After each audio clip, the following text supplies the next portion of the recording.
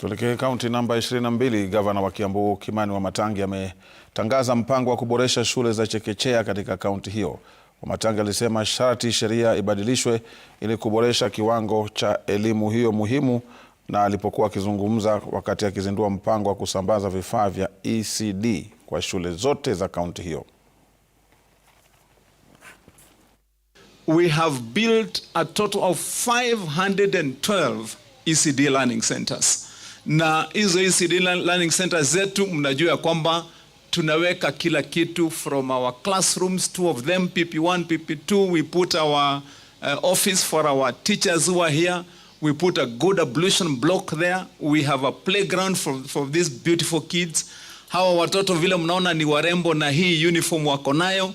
This is the ideas and the mind and the work of this team led by Kimani Wamatangi. Before watoto walikuwa chekechea, walikuwa wanaenda na any uniform.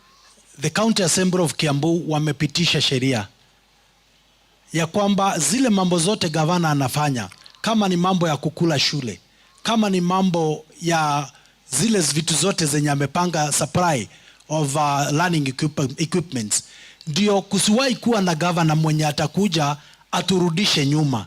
Tumetengeneza sheria ambayo ita-entrench hiyo, kuhakikisha kwamba hatutarudi nyuma kwa mambo ya masomo ya watoto wetu.